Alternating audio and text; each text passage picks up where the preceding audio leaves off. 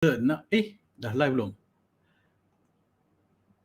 Assalamualaikum warahmatullahi wabarakatuh. Alright, so thank you for joining. Malam ni kita nak ulang kaji. Kita nak ulang kaji semalam punya sharing from Dr. Syed Alhabshi, which is very, very beneficial. And long story short, kan, is nak kumpul duit is not just about money, it's also berkat. So kalau kumpul banyak pun tak akan mencukupi kalau tak berkat. So macam mana nak berkat tu? So that is the key question. Macam mana nak cukup dengan berkat? Kalau banyak pun, kalau sikit pun boleh mencukupi jika ada berkat. Kalau banyak tak ada berkat, masih juga tak mencukupi. Alright, so malam ni kita nak sambung ulang kaji what we learned yesterday. Tapi sebelum tu ada iklan sikit. Ceng. Right, so iklan itu adalah kepada sesiapa yang peminat kucing, cat owner. Why cats? Well, I don't think you're dog owners. Probably duck owners, kan? Macam Adam, he likes to collect chickens. Ayam, dia bela ayam. Lots of fancy chicken. So, what we're doing is this weekend, malam Ahad ni, it's a private event di mana kita akan share, it's just among cat owners yang single saja, bujang, lelaki bujang dan wanita bujang, untuk we gather together supaya kita nak share our cat compatibility, and it is for singles only. Ada penceramah khas, Dr. Lee. She is a certified pet medic, certified first aid, cat first aid. Sorry, let me repeat that. She is the founder of Pet Medic Malaysia, and certified pet first aid instructor Malaysia. I didn't know there was such a thing as cat first aid, and it's like, wow, cat first aid. There's such a thing as cat first aid. So anything happens to your cat, then you at least know how to first aid lah, kan?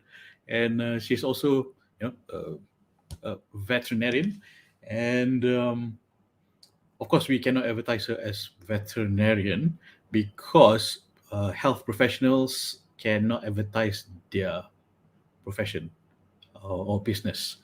So what we're sharing here is she is a certified professional pet first aid instructor and founder of Pet Medic Malaysia. So the title will be Can Cats Get COVID? Can cats get COVID? Also, I mean, personally,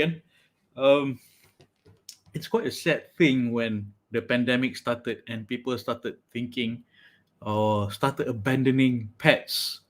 They started abandoning pets because they fear the pets would be a spreader or carrier of COVID. So let's address this Sunday. Kita address this issue. Oh, can your pets catch and spread COVID-19? Alright. And kepada peserta-peserta yang daftar awal, kita nak bagi a free voucher to special cat sanitizer. So I think it's a formula by themselves. So WhatsApp me. My number is here, or Telegram nak jodoh. WhatsApp me at 601-123-899-897.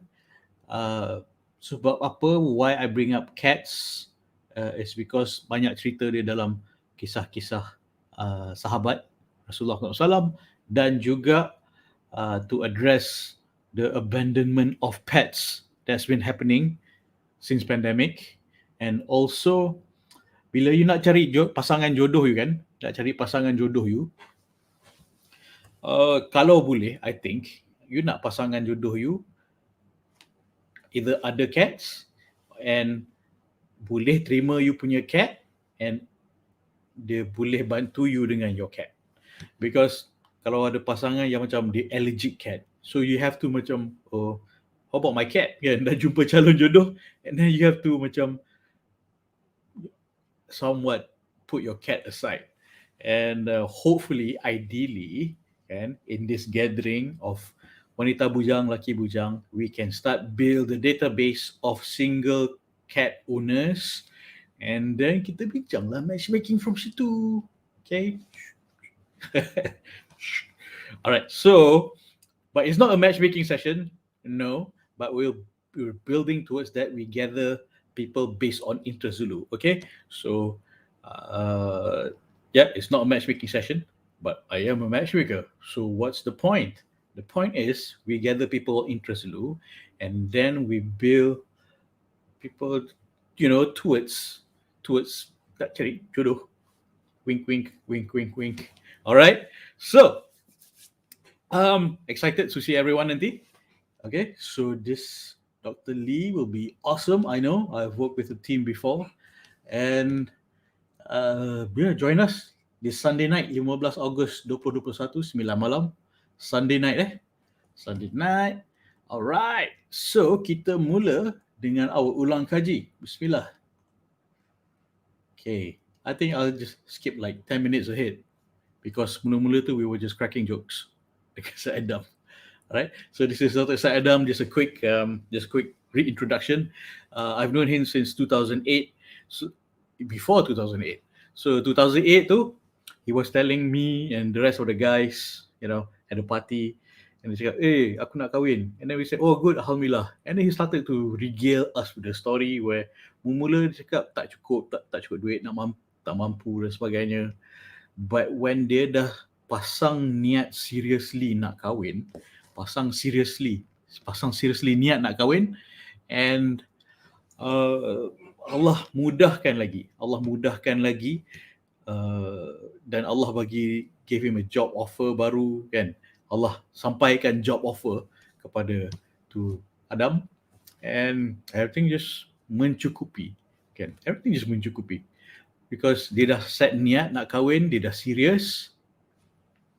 Allah lorongkan rezeki dan berkat tu kat dia, and kahwin. Sekarang I think anak berapa dah Adam? 5 kids. So they've been married since 2008 lah. So I thought when dia cakap dulu, bila serius nak kahwin, set pasang niat tu, Allah akan mudahkan, Allah akan mencukupi, kan.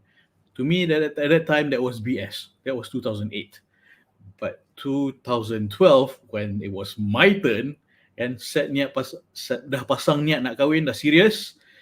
Itia pun ada. Itia is memang I've been going to matchmaking events and tanya-tanya kawan siapa-siapa single dan sebagainya, and change my ways, and belajar ilmu ta'aruf. Lepas tu, sambil tu, I wasn't looking for a job, but I was proposing projects. And when I propose projects to different NGOs, I like social impact, social enterprise causes. I proposed projects to one of the NGO. NGO said, it's like, hey, I like your idea. Why don't we hire you? It's like, So this is the offer. And at that time, it was triple my salary, the offer. It's like, let me think about it. Jual mahal kan? Jual mahal. Let me think about it. So, of course, I accepted the offer, and very stable income. So, Alhamdulillah, Allah lorongkan. And then, exactly a month before was happening about the same time.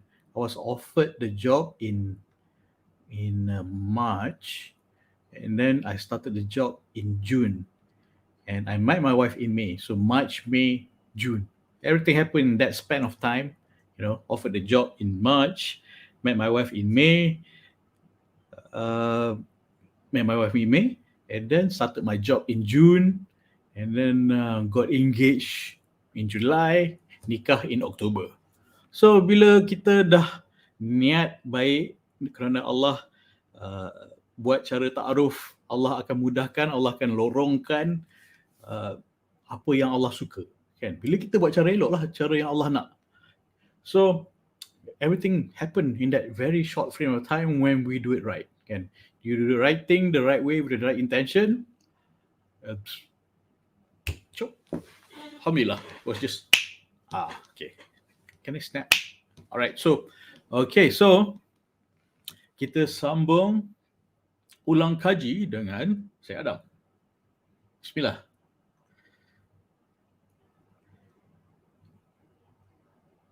Click. The second point, that's the first point. Sorry.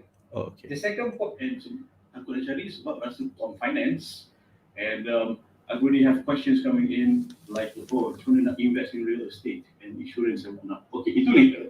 Okay, but right now we start with the question of rasa tak mencukupi and how you, which I thought was bullshit back then. Sorry, BS back then, BS back then, and how did you come about that tiba-tiba Allah mencukupi? Bismillahirrahmanirrahim. Alhamdulillah rabbil alamin. Wassalatu wassalamu ala asyrafil anbiya'i wal mursalin. Well, first things first. Okay. So I'm gonna play, and in between I'm going to pause and comment. Like, you know, all those YouTube reviews you watch on YouTube. It's like, so they play and then they fill in the comments. I already have my notes, and I'm gonna let it play first. In between, and pause and comment, then play balik. Okay. I mean, my first time doing an Ulangkaji. Please bear with me. If you want me to improve, tell me how. Alright, cool. Bila kita kata to set the tone right, we are not talking about other areas. We are focusing on finance, kan? So I don't want, people to feel that, nak dengar si Adam ni cakap, tapi dia cuma cakap pasal finance saja. That's the purpose of this talk. The purpose of this talk is about financial capabilities, right? And I just wanted to check, ini bila masa kita dah ada jodoh ataupun kita tengah nak cari jodoh? It's both really, whereby kita takut nak cari and takut nak cari sebab rasa tak mencukupi. And bila a lot of cases, dia orang dah ada calon pasangan and they've been tak berani nak take the step. Tak berani nak take the step. So it's both. Right. So Okay, I'm commenting. Pause, comment. So my comment here is, because I get these questions a lot, di mana usually guys tak berani nak move ahead, nak cari calon pasangan sebab dia dah sendiri rasa tak mencukupi, sebab dia tak ada ilmu macam mana nak mencukupi, dan tak ambil action plan untuk mencukupi, dan sebab malu untuk fikir pun pasal financial. The very base of it dah, because perasaan malu tu is in the way. Malu, rasa diri tak mencukupi. So the root cause is malu. So kalau if you have ilmu macam mana nak mencukupi, with ilmu, things that are being shared tonight by last night by Syed Adam Alhabshi, and kalau ilmu tu ada, knowledge tu ada, it will give you confidence. Malu tu dah will slowly rot away. I mean, you can't completely get rid of malu, kan? Malu is just there. It has its function, but you lower the malu untuk bergerak kepada Allah, and you raise the confidence untuk dekatkan diri dengan Allah. So it's like this, macam tu, macam turunkan dia rasa malu tu sebab tak ada ilmu. Beratkanlah diri dengan ilmu, tekankan, kebawahkan perasaan malu tu dengan ilmu yang betul, dengan niat yang betul nak ke jalan Allah, dan naikkan confidence kita dengan ilmu. Ilmu akan do this, macam ditekan bawah perasaan malu, and then naikkan atas our niat nak berkahwin, niat nak dekatkan diri dengan Allah. So it creates a bigger divide and moving us towards what we want, and towards mendapatkan keredaan Allah. So generally lah, not all men and some women too, but This is whereby pentingnya ilmu, that's the effect and impact of ilmu. Ilmu. Katakan you nak drive kereta, but you tak ada teori, you tak ada practical. Tiba-tiba masuk je macam nak drive, kan? Of course you rasa takut, gabra dan sebagainya. So that's why there's practical, there's theory dan practical. So theory is what we share here every night, and practical is what I can coach with you in the private groups. So this private group tu is just for people yang serious gila nak kahwin, kan? And serious nak gila nak kahwin in 1 year, insyaAllah. Kalau nak kahwin dalam 3, 4, 5 tahun tu, later you can join, okay? This is that private group nak jodoh BFF is just for within 1 year you dah tekad nak kahwin. That's what the private group is for. And okay, so ilmu itu penting. That's why we're sharing all this, kan? And then katakan if you want to be a medical doctor, you tak ada ilmu. Macam mana? Scary. I don't want you to be my doctor if you tak pergi get that formal education, kan? Who does? So itulah pentingnya ilmu, alright? And dan juga generally itu man's fear, rasa malu sebab rasa diri tak mencukupi. Rasa diri tak mencukupi sebab dia tak tahu macam mana nak cukupi, kan? Tak tahu macam mana nak cukupi. Kalau dia ada ilmu tu, dia lagi confident, insyaAllah. Itu generally lah men. But for women generally rasa women generally, from what I've gathered from all the women that has contacted me, WhatsApp to me, rasa diri tak mencukupi atau trauma daripada kenangan silam, terkecundang dulu, and also usually the usual case is yang selalu sangat everyday I get is sedang berkenalan dan suka dengan seseorang tu, the lady suka dengan seseorang tu, tapi the guy asyik tak nak masuk Minang. The guy tak nak masuk Minang, the usual is tak cukup duit. So how much is cukup?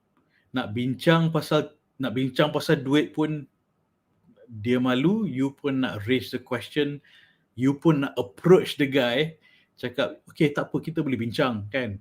Tapi dia tak nak bincang sebab dia malu. And then you nak approach pun, macam mana you nak approach? What's the right way to approach? Sebab ni benda sensitif, kan? Duit is a sensitive matter. And so how to approach it without scratching his ego? And you pun takut nak scratch his ego. You concerned about that. And so this keep timba ilmu. We've discussed a bit on how to approach that subject. That's just the surface. There's so many strategies on how to broach the subject. And join our Nak Jodoh BFF group. It's free, tapi you kena sedekah kat orang lain. Not to me. Don't give me the money. Sedekah kat orang lain to join the Nak Jodoh BFF group. WhatsApp to me kalau you sedekah kat orang lain, whatever NGO, anything that you like, Cat punya NGO dan sebagainya, then just give me the receipt, I'll let you in. Kalau you dah ada tu, next weekend we'll start another series of strategies if you're already in the group, okay? And cool. So, ini berapa lama dah cuti? I think we could do a few more videos or Ulangkaji, expansion and elaboration from this. Okay. Alright. So kita sambung Basically kalau belum ada jodoh, baru nak cari jodoh, first things first, I'm a very traditionalist kind of approach, kan. I require the consent of parents for any jodoh. So it's not that I dicari sendiri seorang, but at the same time, yes, I do pergi cari. That's how I found my wife. But the fact that I found her, I immediately wanted her to be accepted and blessed by my parents. Because blessings of the parents is very, very important in marriage. Because you are not marrying just the person, you are marrying the family. it's two families yang bergabung kan bila kita berkahwin. And in terms of finance, bila you dah pasang niat nak kahwin, then you must have a proper plan how to capai the status, financial status yang sesuai. That is why one of the key elements in jodoh is kufu. You need to find orang yang sama kufu or sama level dengan you. Because Okay, just a quick explanation, translation. Kufu is, I think, Arabic good. Bahasa Melayu usually I say sekufu, satu kufu, sama level, kan? Sama level, sekufu. Jerman cakap compatibility lah, kan? Bahasa Jerman dia. Okay, so kita sambung. you need to ukur baju di badan sendiri. You cannot be relying on other people's level of comfort or level of success. You need to measure it against yourself. Kalau you nak kahwin dengan anak orang kaya, you kena make sure yang you mampu untuk cover dia punya kos sara hidup bila you dah kahwin. Kalau you tak mampu nak sara orang kaya, jangan cari orang kaya. Cari orang yang sama level dengan you, yang mungkin lebih mudah untuk memahami keadaan finance you. So kufu is very important. That's the first step. The second point, that's the first point, sorry. The second point is, duit ni ikut hukum dunia, basically. Dia bergantung pada usaha. Rezeki di tangan Allah, tapi kita punya function is usaha. Usaha yang kita nak buat kena ada strategi. Kita tak boleh sembrono nak cuba sesuatu and expect kita dapat jackpot. Maknanya when you want to do a particular business or a particular career path, etc., you must strategize the kind of revenue yang you boleh dapat, yang praktikal. Jangan expect untuk you nak dapat durian runtuh berpanjangan ataupun even for one time. Expect the normal cost of business, right? Contoh, kalau kita kerja makan gaji, maka kita build kita punya finance berdasarkan gaji yang kita akan dapat and also berdasarkan estimation gaji tu bertambah macam mana. So kalau mula kerja gaji 3,000 contohnya, janganlah hidup macam lifestyle orang bergaji 10,000. Hidup dengan gaji 3,000, kena gaya orang gaji 3,000. Dalam gaji 3,000, kena make sure ada simpanan untuk nak kahwin. Okay, nak pause comment. Just nak add in, one of the biggest cause of bankruptcy among youth is credit card.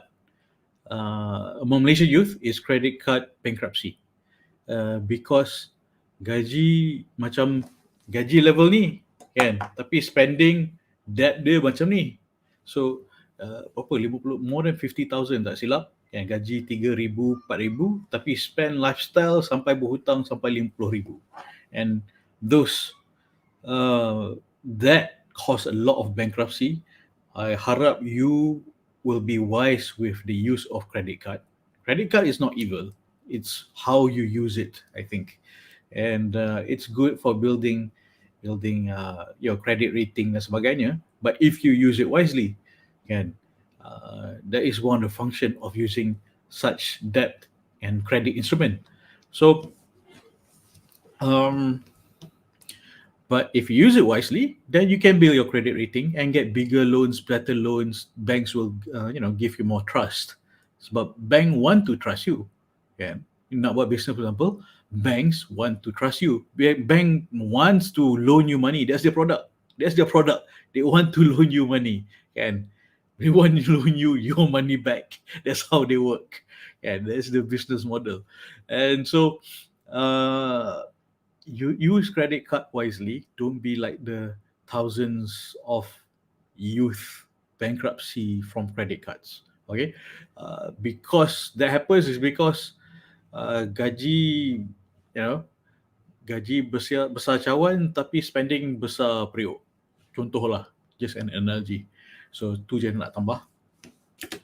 Kalau you betul-betul pasal niat nak kahwin, so and you have to be realistic. Gaji 3,000 expect nak kahwin hujung tahun susahlah sikit sebab kos harga hidup tinggi, nak bagi dekat mak bapak lagi duit apa semua. Lepas tu nak buat simpanan untuk diri you dan juga untuk nak kahwin. So you kena ada pecahan-pecahan dia, berapa banyak nak simpan apa semua. Lepas tu you tengoklah, kalau ikut trend simpanan macam ni, berapa banyak yang you mampu untuk nak kumpul to get a comfortable wedding.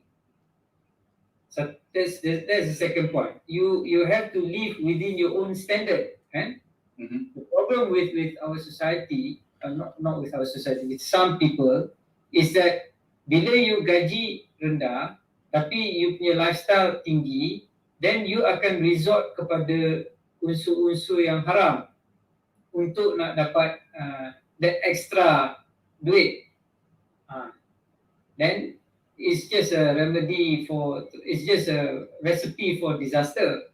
The moment kita masukkan elemen haram ke dalam sumber rezeki, sumber pendapatan kita, bukan sumber rezeki, sumber pendapatan, maka hilang barakah. Because kita nak ada barakah. Gaji 3,000, kalau ada barakah, boleh give you a lot of contentment, satisfaction. Kalau gaji 3,000 tak ada barakah, tak akan mencukupi. Sama juga dengan gaji 10,000, gaji 20,000. Kalau tak ada unsur syukur, tak ada unsur Okay, so ada mention syukur itu penting kalau tak ada unsur syukur. And that is the first thing that I mention in how to remove the roadblock untuk yang menghalang kita daripada berkahwin, kan. Kita nak kahwin tapi tak ada kita ada roadblock that's blocking us untuk berkahwin. So the first thing how to remove the roadblock tu kan, I use the technique called STIMS, STIMZ, kan, STIMS. The first S tu is syukur. Syukur is key, and syukur is syukur is the how you happiness comes from syukur. Kalau you ada gaji 100,000 pun tak bersyukur dan tak berkat, tak cukup lah, still tak cukup juga, kan. So syukur is the first and foremost importance, and kita baca Al-Fatihah at least 17 times a day. Starts with Alhamdulillah, kan. Alhamdulillah, Bismillahirrahmanirrahim, in the name of Allah, and Bismillahirrahmanirrahim, Alhamdulillah, Bismillahirrahmanirrahim, Alhamdulillah, Bismillahirrahmanirrahim, Alhamdulillah, 17 kali setiap hari.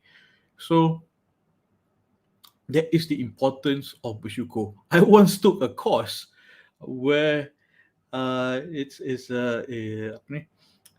tafsir Al-Fatihah. Tafsir Al-Fatihah 18 jam straight. 18 jam straight.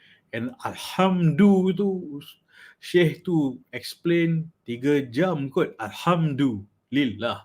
Alhamdulillah. 3 jam dia explain Alhamdulillah. Alhamdulillah je 3 jam. The importance of Alhamdulillah. Alhamdulillah. Bersyukur. Allah akan bagi lagi bila kita bersyukur. And please, cari tafsir Al-Fatihah, kan, dan fokus on Alhamdulillah tu je. Just you focus on everything lah. Start with Alhamdulillah. Okay. Alright. So syukur. Alright. That is the this is the formula yang I usually give as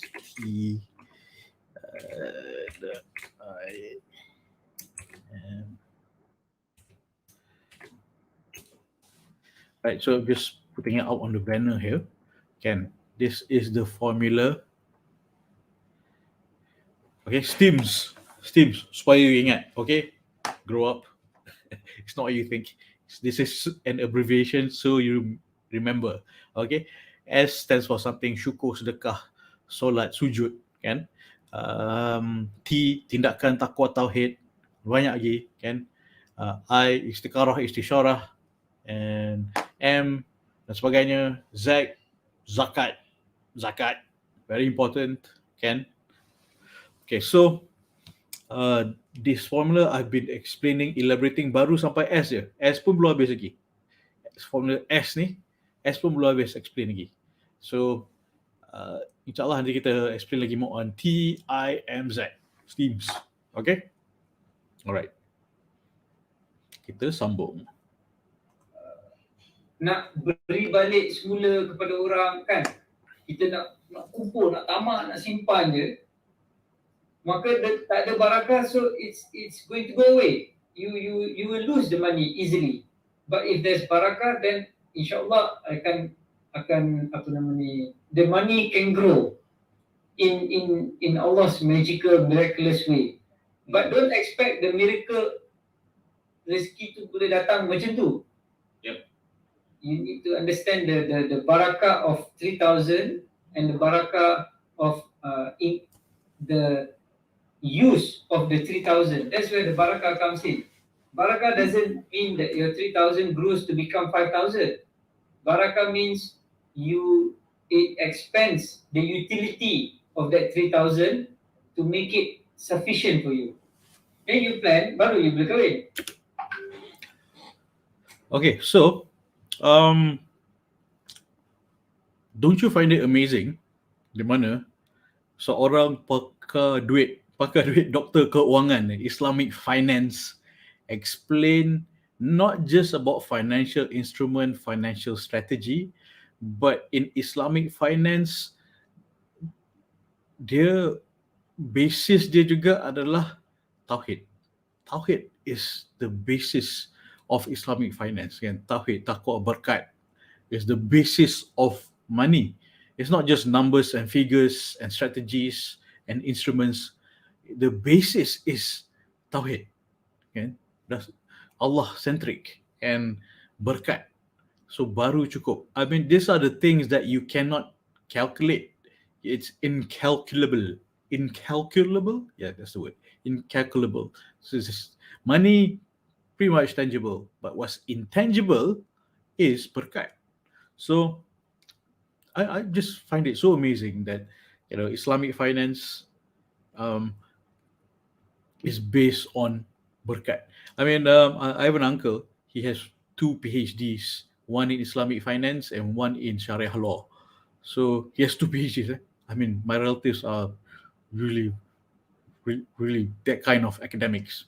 I'm the only one who's not. I'm the one who's not the academic. So my uncle, my Pak Tam just asked me a straightforward question. What is the difference between conventional finance and Islamic finance? Simple questions. What is the main difference between conventional finance and Islamic finance? I don't know. You the doctorate, double doctorate, you tell me. So basically basically macam ni. Conventional finance, the bottom line is money. Islamic finance, the bottom line is berkat. See that? That is the main difference between conventional finance and Islamic finance. And berkat tu akan mencukupi, kan? Berkat tu akan mencukupi. So we have a lot of money tapi rasa tak cukup, then you tak happy juga kalau you base your life strategies based on just Islamic based on conventional finance. But based on Islamic finance, which is based on berkat and tauhid, ia akan mencukupi, alright?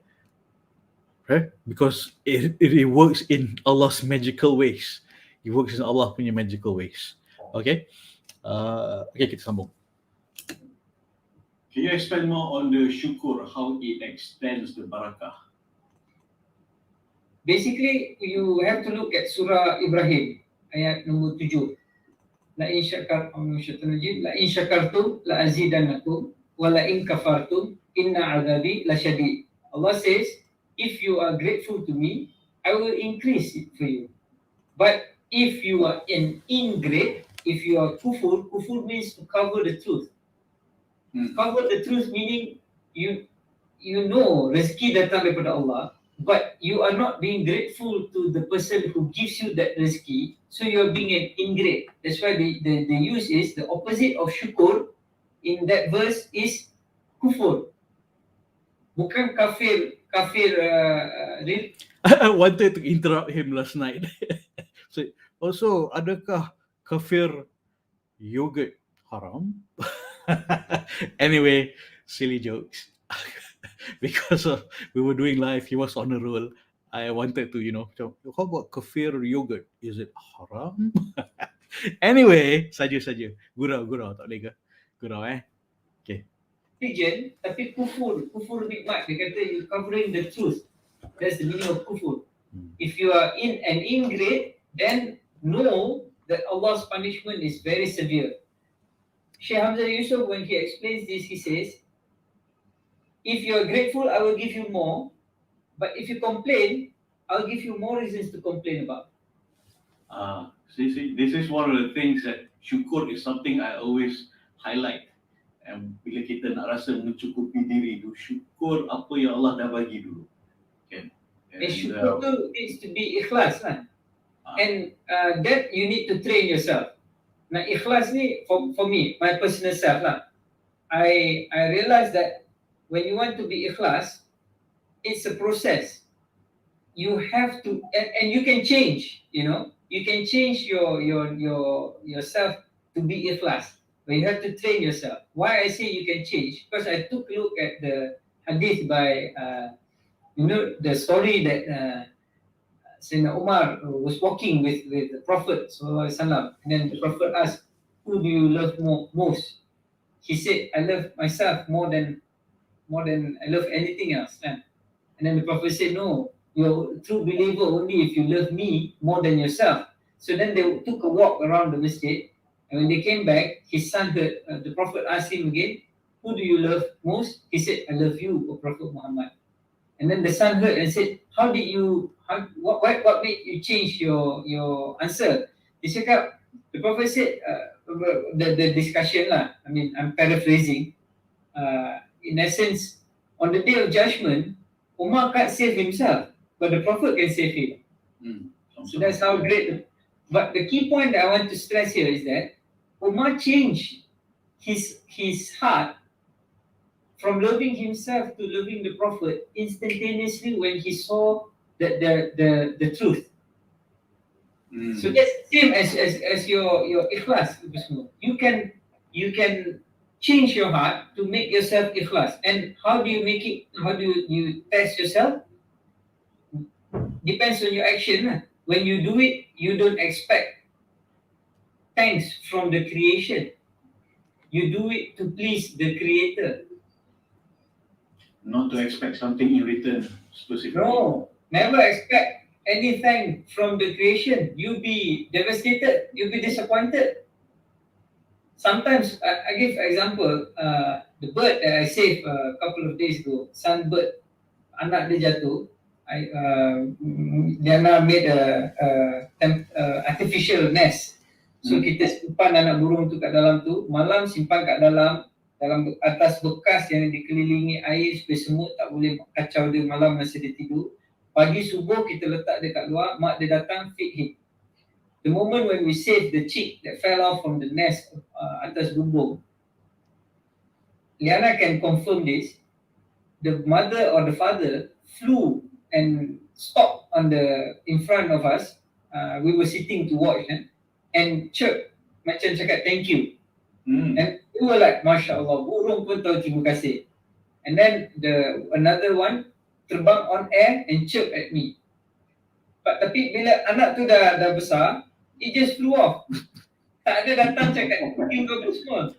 So if you're going to be expecting creation, is a recipe of disappointment. Never expect gratitude from creation. Always because you don't, for us, kita as Muslims, kita tak payah risau pun.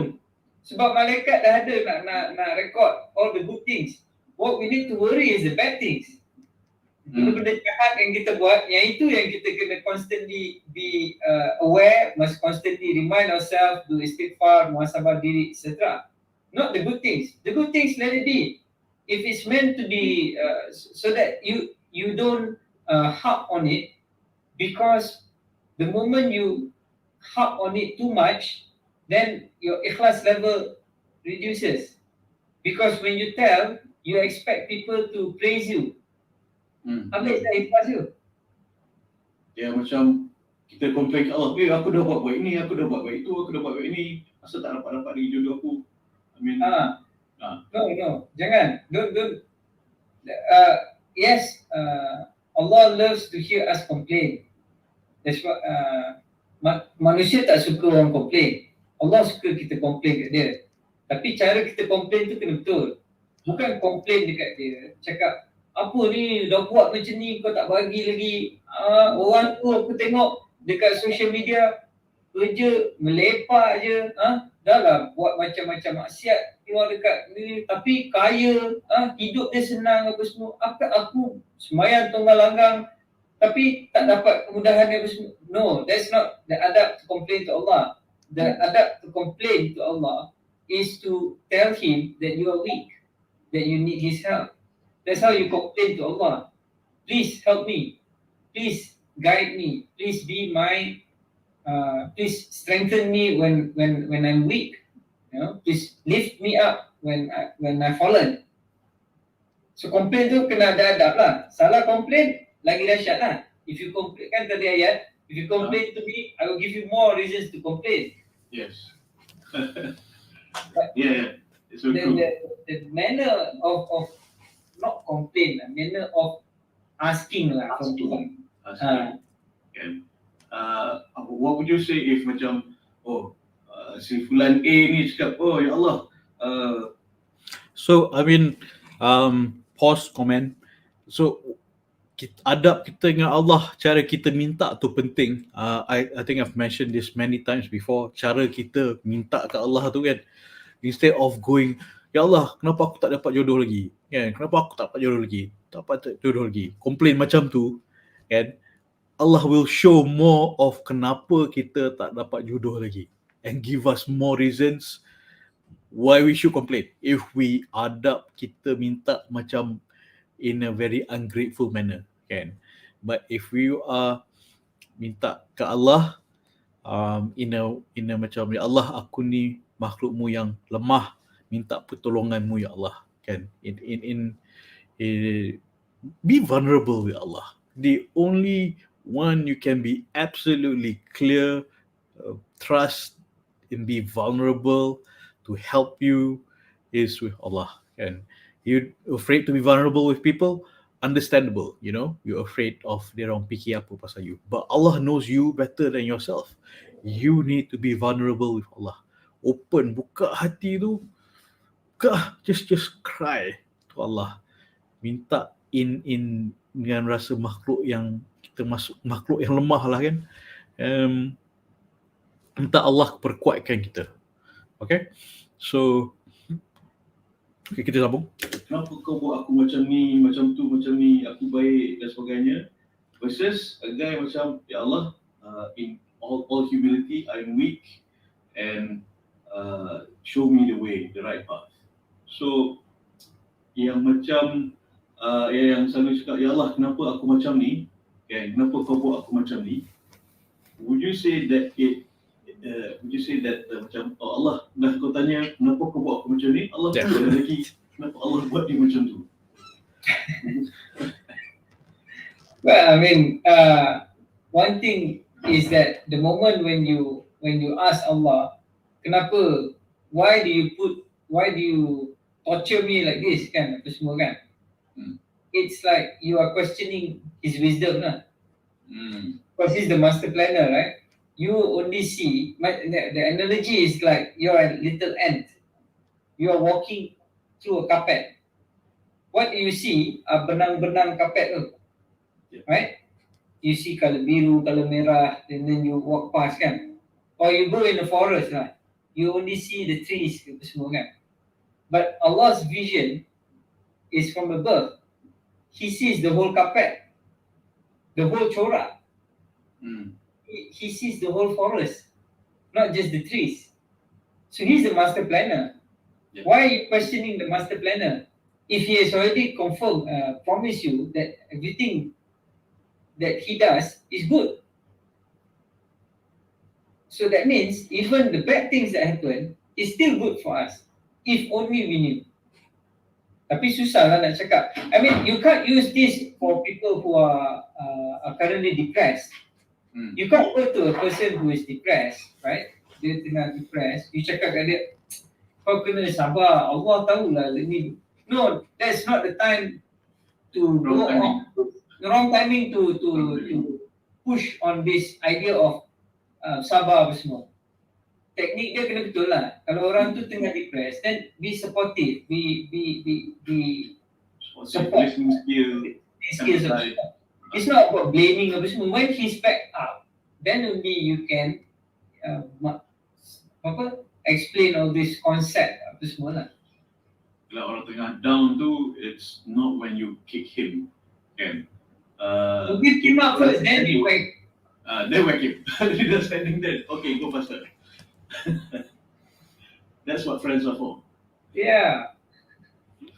Okay, so I mean, Okay, just to give a macam selingan sikit, just why I nak tambah lah why Adam mentioned that. I think it's because, you know, sometimes just a commentary, you know, sometimes when people orang tengah down and depressed, you know, actual clinically depressed, and people comment macam, oh, iman lemah tu kan, iman lemah sebab tu kau depressed. Itu, that is my suara orang biawak yang tak faham. How are you to say iman orang tu lemah, kan? Who are you to measure? Do you know? Can you measure iman orang tu lemah ke tak? Ada juga Nabi yang pernah rasa sedih dan down. Ramai Nabi yang rasa sedih dan down. Are you going to say you nak samakan iman Nabi tu lemah? Kan? No one is to judge whether your iman tu lemah or not. Humans cannot judge. Hanya Allah yang tahu iman kuat atau lemah. Dan just to give a comparison, contoh, orang alim takkan mengaku dia alim, kan? Hanya Allah yang tahu dia alim. So right, betul tak? Setuju. Okay, so it's not for people to judge orang yang tengah down tu iman dia lemah, kan? Dia tak tahu. So don't listen to people like that. Kalau orang cakap you tengah down dan sedih or depressed, kan, clinically depressed, orang cakap iman dia lemah, that person don't know what they're talking about. Okay, they're trying to be high and mighty on their high horse, holier than thou attitude. You can, you know, put that aside, tell them to, you know, please be quiet, you know, go away. You're not helping, okay? You're not helping, go away. You're making this worse, go away. All right? So if you have a friend yang tengah down, depressed, clinically depressed, kan, the best thing you can do is just to listen and empathize. That's it. And do not give advice. And do not give advice. Because this is from a suicide handler punya training. I have not gone through the training myself, but from their experience they shared with me, just two main rules of handling someone who is about to commit suicide. One, just listen and empathize. Two, do not ever give advice. And they know what they need to do. They just need someone to hear them out. Simple as that. Never give advice. So when I explain this, I think in one of those Facebook comments back then about suicide cases, the other je, I said this, just empathize, don't don't give advice, don't cakap iman dia lemah. No, kalau kau nak preach, shove the Quran down his throat pun don't. That's not the right time. Okay, you show the Quran through your kindness and compassion by listening. Don't shove the throat. Don't shove the Quran down his throat. Oh, Quran cakap macam ni, kau tak boleh macam ni, iman kau lemah, blah, blah, blah, judgmental, holier than thou, blah, blah, blah. You are actually doing counter dakwah. That's it. You're doing counter dakwah. That's you being harsh to that person. So, because I'm a psychologist, I'm involved in these things. Alhamdulillah, I've stopped 3 suicides, and I just was there to listen. Was just there. Alhamdulillah, we're friends till now. They're friends that people back then we weren't close, but then I stopped them from cutting their wrist and then swallowing pills to kill themselves. It's because, and we're friends till now, very close friends till now, and alhamdulillah, Allah gave me the opportunity to practice compassion and kindness and listening. So don't judge. You are not here to judge. Judging is kerja Allah. Allah's job. Maha pengadil. Allah judgment, being judge is Allah punya kerja. Our job is being compassionate. That's what we do. Okay? That's what we need to do. The world needs empathy. The world needs compassion. Judgment is not up to us. Okay? So this is also relating because there's a lot of suicide cases. And I feel that. I mean, alhamdulillah, I've stopped 3 suicides. And alhamdulillah, we're very close friends now. And they know I won't judge them. They know I don't, think highly of myself better than them. No. And they know I still love and respect them as Allah punya ciptaan. And, I'm there. Just there to listen. Just to listen. And you don't have to be smart to listen. If you are going to be high and mighty, holier than thou, come up with pedantic reasons and advice, blah, blah, blah, you can pretend to be smart lah, but actually that's making it worse. Don't give advice. Don't be pedantic. That's actually making it worse. Okay, just listen. Simple. Don't give advice. Just listen, empathize, and feel with the person. Simple. So simple. Compassion comes from here. And so that's just my sharing. Kita sambung. Okay.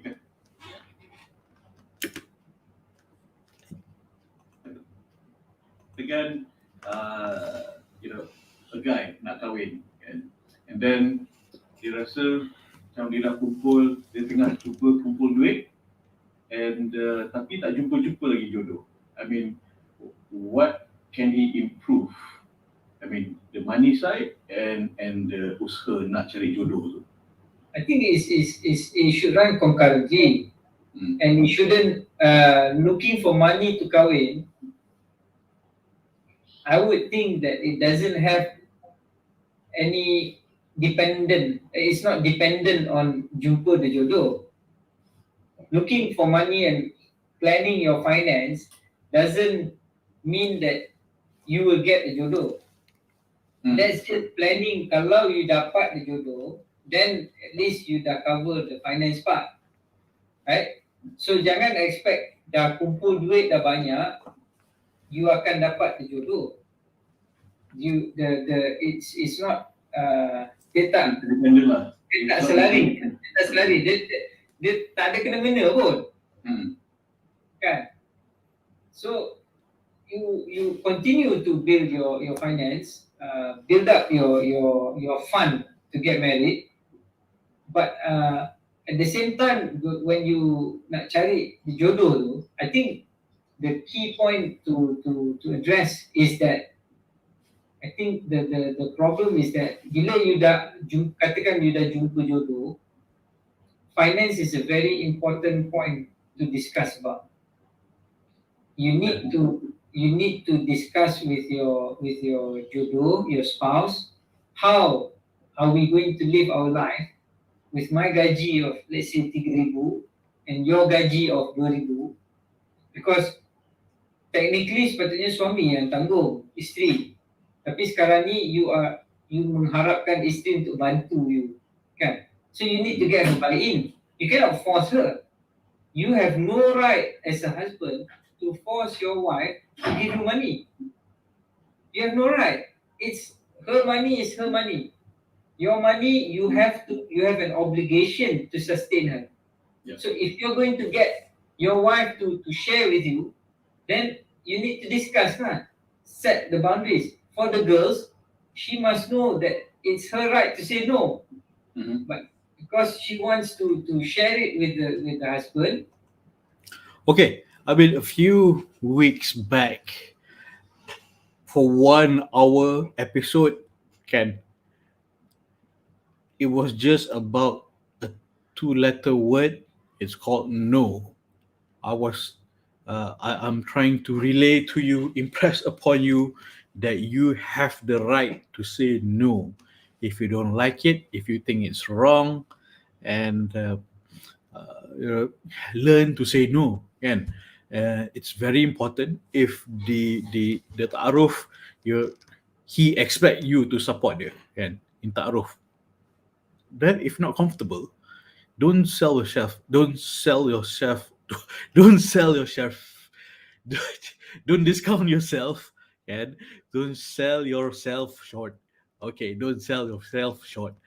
Um, so if you're not comfortable, if it's not right, learn to say no. Learn to say no. The topic was these two words could save your life. I think 2 weeks back kot kita discuss though. 2 or 3 weeks back. Please look up the previous videos kan. Learn to say no. No, very important. And you have to know what you want and learn to say no to what you need to reject. Okay? Alright. So, uh, wih, ini baru berapa minit ni? Baru 27 minutes into the discussion and we've expanded into 1 hour punya Ulangkaji because the content yang Adam shared is so padat, kan? So padat. And this is just 1/3 of the way through. I think we can continue tomorrow night and expand even more and discuss. Please discuss this in the WhatsApp groups and in the posting in Telegram group. Okay.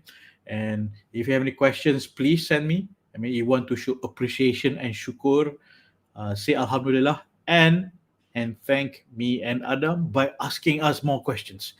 We want you to understand. We want you to be able to do the right thing, say no to the wrong things, and basically, we want you to kahwin. We want you to kahwin. Your result is what I care about, and I care about your result, kahwin. So your ikhtiar is very important to me because I am invested in your results. Why am I doing this at night? Every night, 1 hour. Took me hours to prepare, to think, to plan, design logo, design poster, apa semua kan. This is all one man job, man. Okay, I'm invested in your success.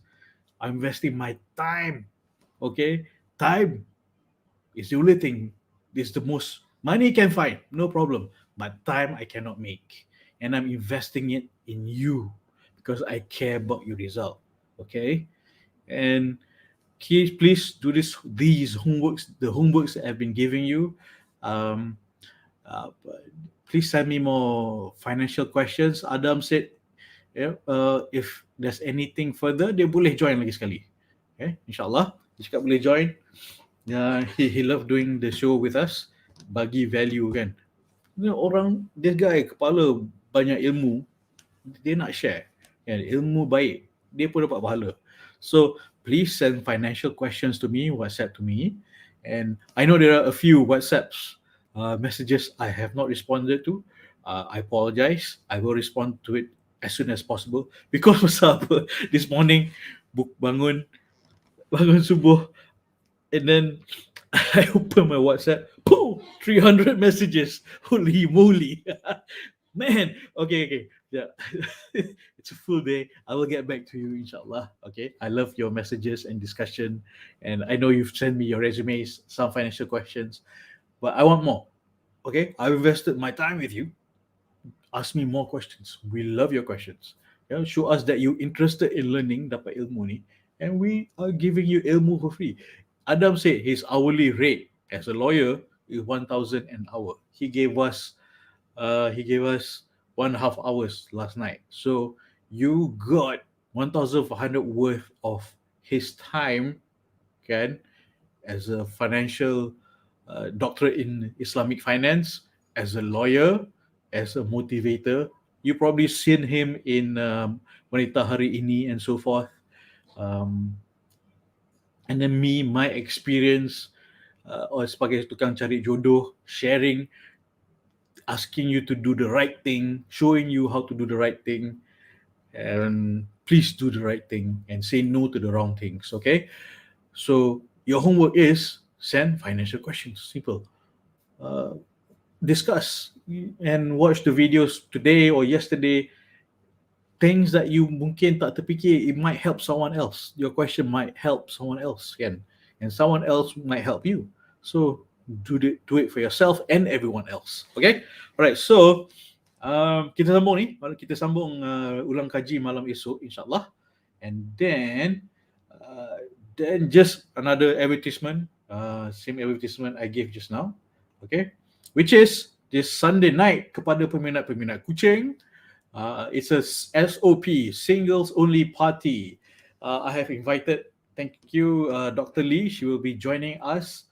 She is a founder of Pet Medic Malaysia, and she is a certified professional pet first aid instructor in Malaysia. Yeah. Before this, I didn't know there was such thing as pet first aid. So, siapa-siapa peminat kucing, apa kena-mena jodoh dengan kucing? Well, ada banyak kisah-kisah kucing dalam sejarah agama kita. Yes, kan? I'm not going to explain that tonight. I think we explain that on Sunday night. And so the topic she will share mainly is can cats get COVID?